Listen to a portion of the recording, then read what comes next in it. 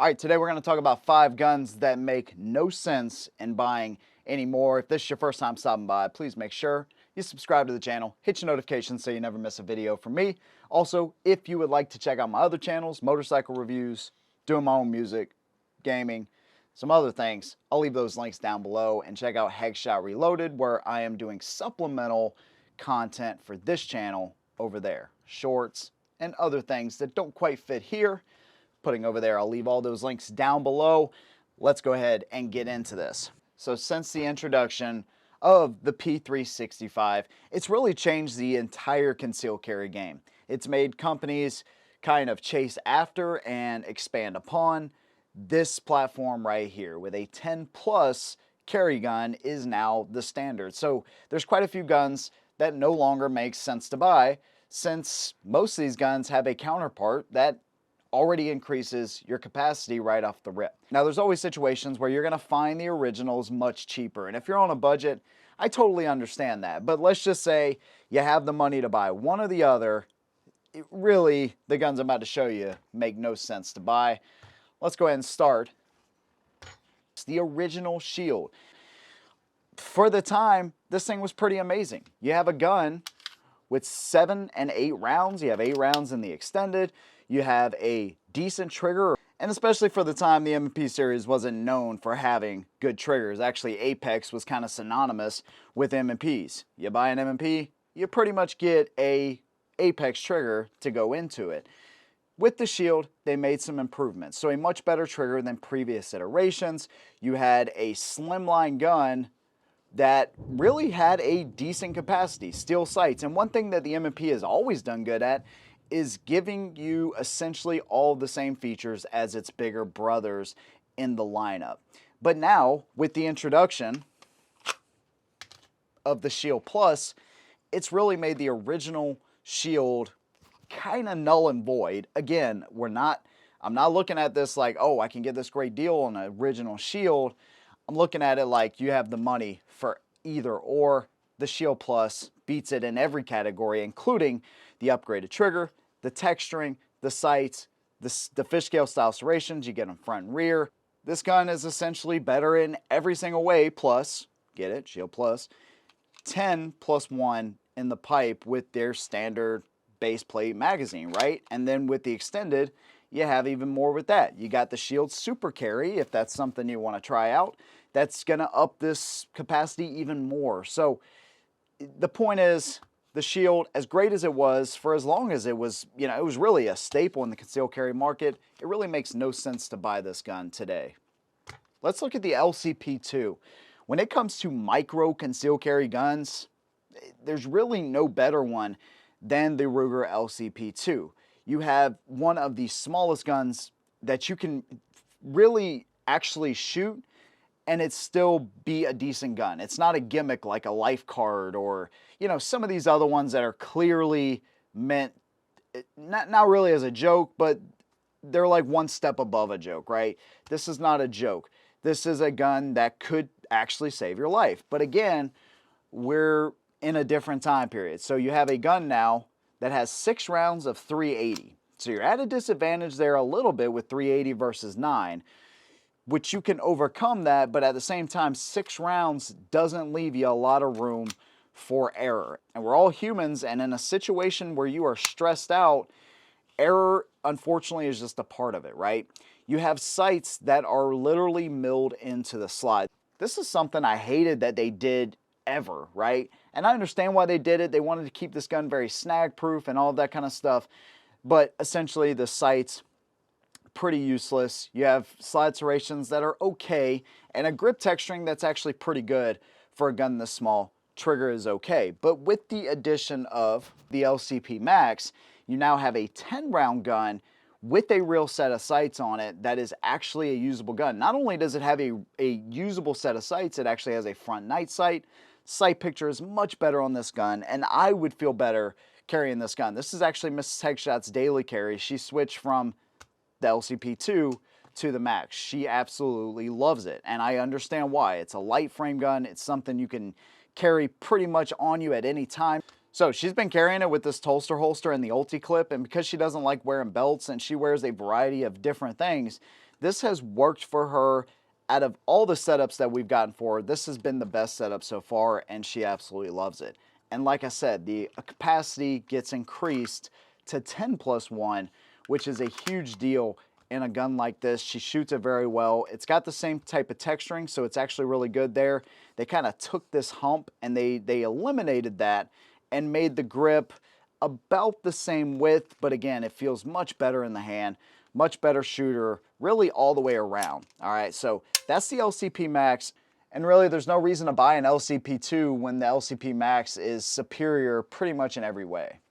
Here's another one that I actually really love, but it doesn't make sense anymore to buy, is the Walther PPS M2. Now, the reason I say I love it is because when it comes to guns circa 2014 and 15, even 16, the Walther PPS M2 was pretty incredible, man. Slimline gun, again, great texturing, amazing trigger, and the sights on this gun are incredible. And when people say, man, this gun shoots like a bigger gun, that's the PPS M2. It really does shoot like a bigger gun, but it's also been a victim to time, and time proves that it's not the best when it comes to capacity.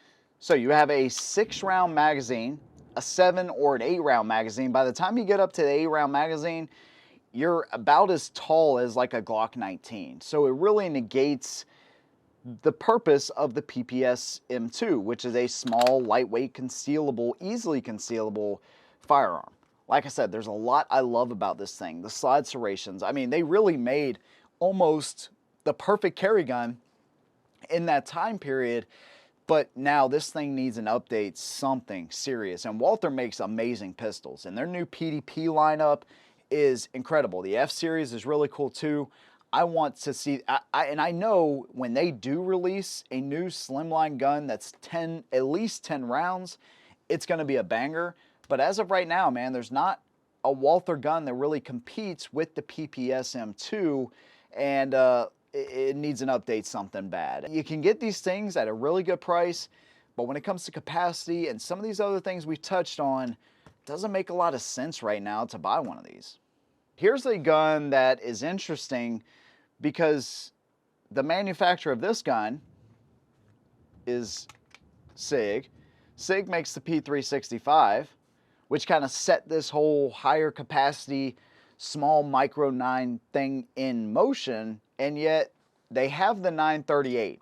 So the 938, it is different, of course. It's on a 1911 frame, so it's aluminum alloy, right? So it is a different style of carry gun, but at the same time, capacity is the biggest issue that this gun faces. So you have a gun that is a 7-round gun, and not only capacity is that an issue with this gun, but the entire 1911 style in a concealed carry gun is just not for me, because the one thing you have to contend with on this gun is the safety there. You can't carry this gun cocked and locked and not have the safety up. It's just not safe because, again, you have a light trigger on this gun. So you have to contend with the safety.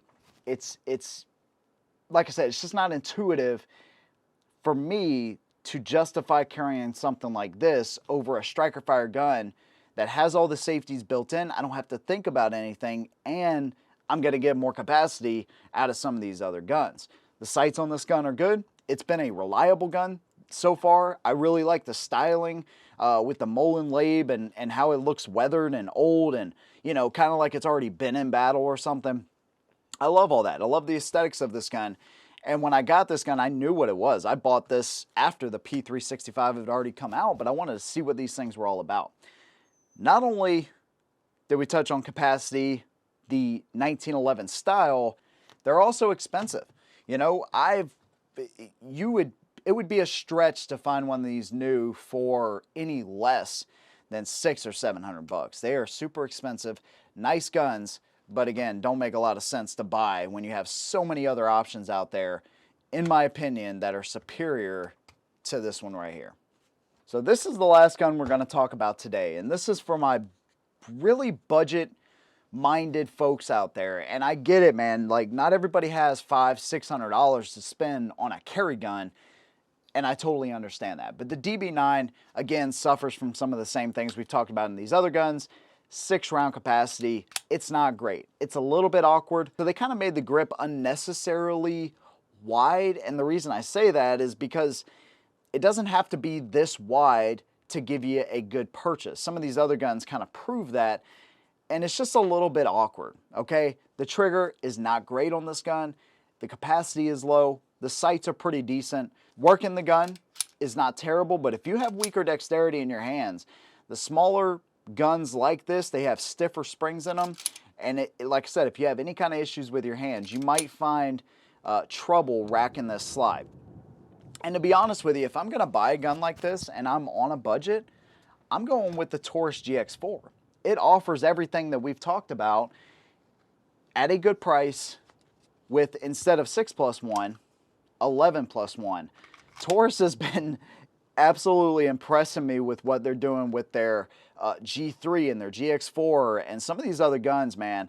And when it comes down to it, if I had to pick one of these, I'm going with the Taurus. I trust this gun, and it offers all of the modern updates that a true micro 9mm compact has to offer. Now again, it's going to be a little bit bigger.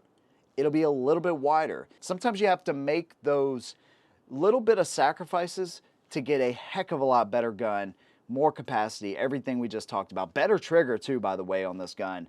There's really no comparison, man. So these are 5 guns that I don't think make any sense buying in 2022. If you have your own list you want to leave down below, make sure you drop that, man, because I might use that in a future edition of this series. Also, if you want to support what I do here, man, Patreon is a great way to do that.